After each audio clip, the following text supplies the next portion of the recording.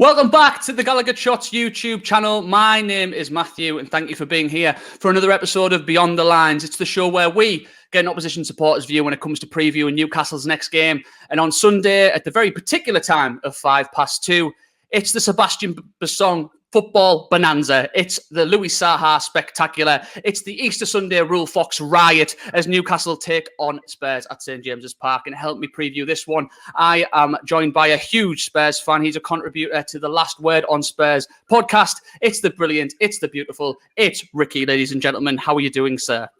Not bad at all, thanks. How are you? I'm good, thank you very much. Thanks for jumping on. Yeah, brilliant. So, bit of a broad one to start things off. Spurs find themselves 6th, 3 points off 4th place. They're in the League Cup final, but with that exit in the Europa League fresh in their memories, how would you describe Spurs' season so far? God, what a question. I would say it's been such a mixed season so far. We were top of the Premier League in November, December. And, I know we were only 3 points off the top four. It feels like we're a lot more off the top four, to be honest with you. It feels like Spurs have been mid-table, really, at best, the last few months. Been a real tough watch on the eye, I think it's fair to say. The style of football, the brand of football. But we are in a cup final. But, I do think Champions League is probably beyond Spurs this season by the way we've played and by the standards that we've kind of really let ourselves down on. I think, you look at the squad, and although there's some players in there that make individual errors week after week, and there's still a core of decent players there that should be able to get us top four. You look at Heung-min Son, Harry Kane, Lucas Moura, dare I say Eric Lamela, you got Højbjerg in there.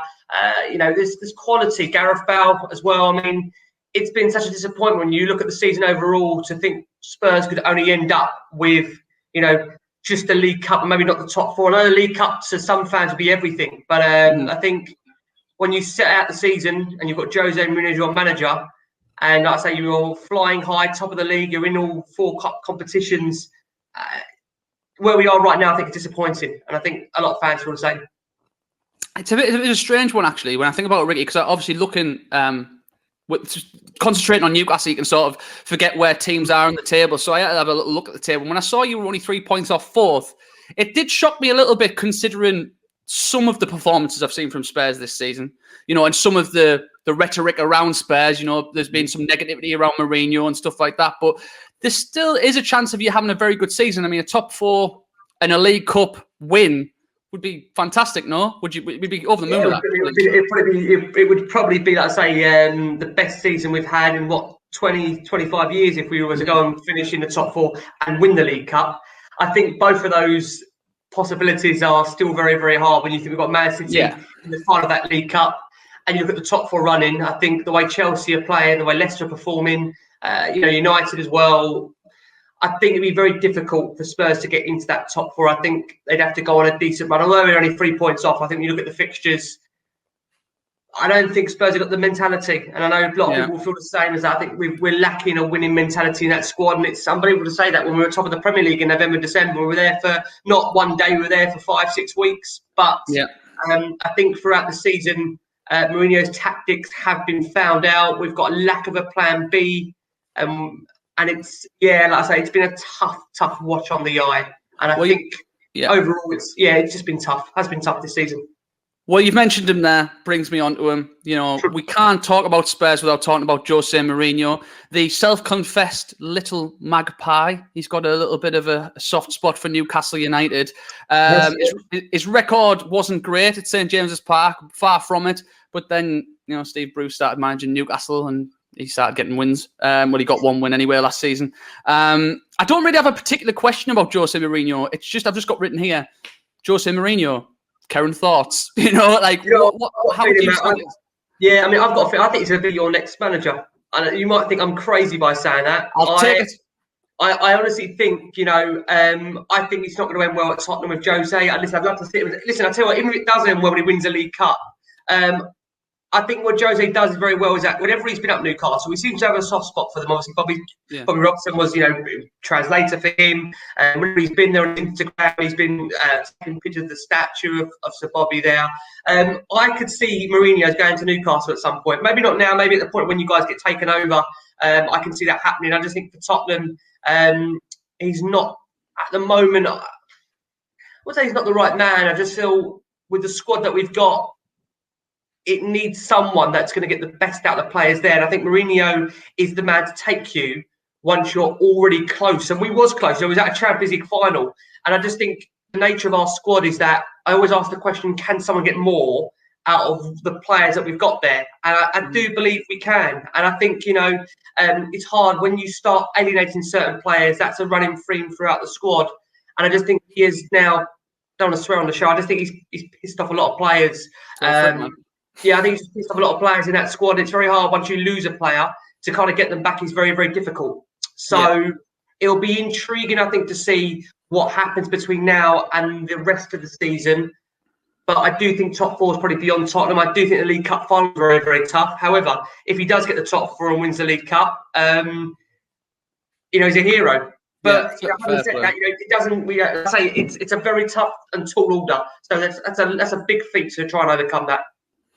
Well, moving on from Jose Mourinho, you again can't talk about Spurs without talking about Mr. Harry Kane, one of the best strikers, if not the best striker in the world right now. But simple question: do you feel like his days at Spurs are numbered, Ricky? It's a good question. I think Harry will have to maybe look at that himself. I think if Spurs don't get in the top four, then Harry Kane should be playing Champions League football. Harry Kane should be playing for one of the top clubs in the world. For me, I think Harry's shown this season. And what I would say is that under Mourinho, he's contributed more goals and more assists than he's had for any other manager, any other season. So I mean, something's going right between him and Mourinho, and the chemistry is good there.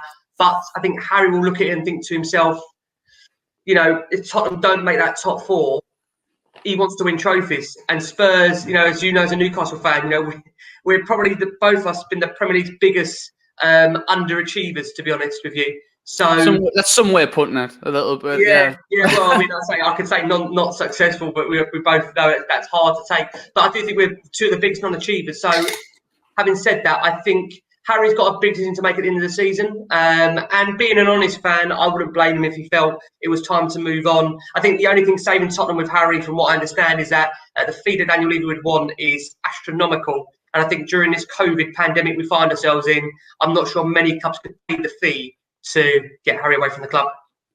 Yeah, I mean, don't get me wrong, I have seen them touting £150 million here and there, but we will have to wait to see how that unfolds in the summer if it comes to that. Before we get onto this Sunday's game, mate, just very briefly, I always ask guests on the show, do you have any particular memories of this fixture, particularly at St James's Park through the years? I do, Joe. It's a bit of a random one, this one. You may not remember it. It was, I think, a 1-0 win up there. Timothy Atuba cutting a beautiful shot past Shay Gibbons, I think it was at the time. And that was a rare away win at St James's Park. It was never really a happy hunting ground for Tottenham back in the noughties, I would say. Not really a happy hunting ground for us. Never been easy up there, Newcastle. I don't think you ever go up there and you feel you're going to get an easy game. I know in the last few years, and we have had results up there. But, I always think St James's Park's a tough place to go. I think the one thing that favours Tottenham is that crowd isn't there. So, that's a big... I know it's a mixture, you could say, because they might not be with Bruce and they may not be... that's an argument. But I think, listen, Tottenham, if they've got aspirations of being in the top four, they have to win against Newcastle. Simple as that. Yeah, I mean, you say that as well, not being a happy hunting ground. I actually thought your record was much worse than it actually is, but we've actually lost 5 of the last 6. You've won 5 of the last 6 at James's Park, and before that, that's when the record was really good. But you've got the 5-1 win when we were already relegated. You've got the Laurent Robert brace and the 4-0. There's a game I'll always remember from the 90s, just to briefly touch on it. It was a 7-1. I'll always remember that being in 96, 97. Shearer getting 2, Ferdinand, Lee, Albert, happier times. See, I'm moan now, but that kind of tells me we're not. I think we are. No, mate, I was about 6, 7 years old. I'll always remember the scores coming over the radio and me forgetting how many we'd actually scored. But it shows you, a couple of years later, 20 years later, you guys are fighting at the right end of the table, we're at the wrong end of the table, how things can change. But exactly. So Easter Sunday, mate, 2:05, St James's Park. You've got to be confident playing Steve Bruce's Newcastle. I'm going to go for a 3-1 Spurs win. I do think we will get a result there. Whether it's enough to kind of get us to the top 4, that remains to be seen. But I do think Spurs will have enough firepower to see off Newcastle with Huminson back in training, which is a big plus to Spurs. So, yeah, fingers crossed they can, like I say, try and go on a run between now and the end of the season. You've got a bit of a left-back trouble, haven't you, at the moment? Yeah, bit of left-back trouble. We've had a bit of left-back trouble for a long, long time, to be honest with you. We'll have to see what Spurs do at left-back, to be honest with you. When you look at their options there, it'll be interesting to see what Mourinho does. I know it's Tanganga's been a player where literally, I mean, Mourinho's kind of ruled him out being a centre-back choice, and he has played him sometimes, occasionally on the left. But when I say you look at Spurs' options, I mean, on the right, they've got, like Warrior, Doherty. Left-hand side, Sergio Reguilón will be a big, big miss if he misses that game. So we're hoping, fingers crossed, he will be fit. If not, Ben Davies, again, we'll have to wait and see, because I think he withdrew from the Welsh squad. So they have got a bit of a problem there. So, listen, it may be old Moussa Sissoko being the utility man to come and fill in that left-back. God, I forgot he even played a field. He'll probably score the way things are going right now. But trust me, mate, you could play Joe Hart at left back. You're probably still going to win. So don't worry about it. We have got players coming back. We have got the likes of Callum Wilson and St. Maximin. And hopefully Mickey Almiron's got a bit more fitness in his legs after coming on against Brighton. But, you know, that was just a nightmare. But thanks for coming on, Ricky. I really appreciate you previewing this with me. I would say all the best for Sunday, but I wouldn't mean it. But trust me, you're probably going to be fine. But everyone else watching, thank you very much for watching. If you haven't already, please subscribe to the Gallowgateshots YouTube channel. Please like and share the video as well.